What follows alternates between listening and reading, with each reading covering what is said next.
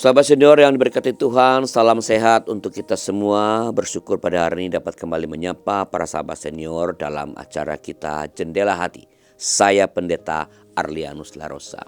Renungan kita pada hari ini Senin 10 November 2025 ditulis oleh sahabat saya Pendeta Adi Patriabara dengan dari GKI Kaveling Polri dengan judul Bahaya Penafsiran.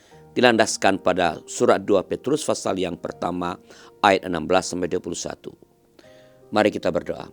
Ya Tuhan, kami bersyukur padamu kesempatan pada hari ini boleh kami kembali membaca Alkitab dan mendengar firman Tuhan. Tolong supaya kami dapat mendengarkan dengan baik, mengerti dengan benar dan melakukan firman Tuhan dalam kehidupan sehari-hari.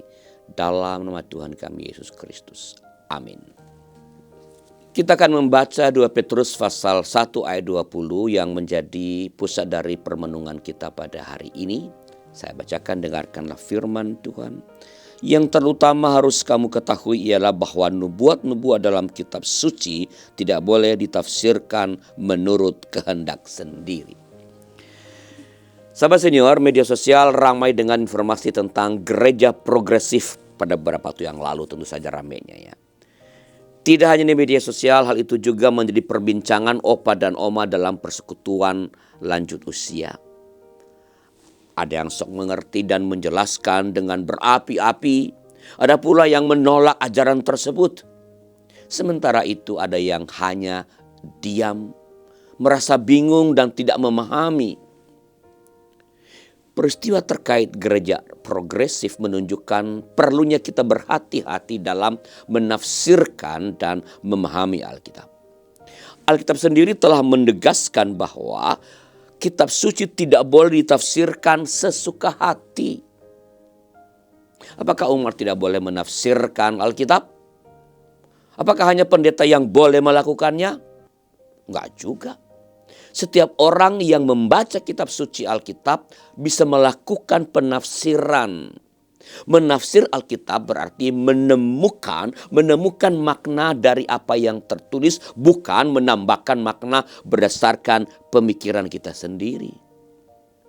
Apalagi jika seseorang menganggap tafsirannya yang paling benar. Hal ini bisa memicu konflik di antara umat. Sahabat senior, bagaimana agar tafsiran kita tidak melenceng? Salah satu cara yang baik adalah menafsirkannya bersama dalam persekutuan atau dalam pemahaman Alkitab. Dalam wadah tersebut kita dapat bertukar pikiran. Selain itu biasanya tersedia bahan panduan yang dapat membantu. Pendeta yang hadir pun akan menjadi pemandu. Jalannya persekutuan pun akan menjadi semakin seru.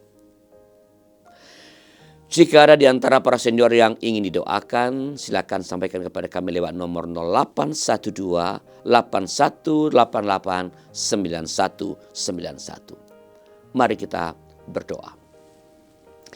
Terima kasih Allah atas firman yang boleh kami dengarkan pada hari ini. Tanamkanlah firman Tuhan dalam hati kami supaya kami boleh mengingatnya terus, dan bukan hanya mengingatnya, supaya kami dapat mengerjakan firman Tuhan itu dalam kehidupan sehari-hari.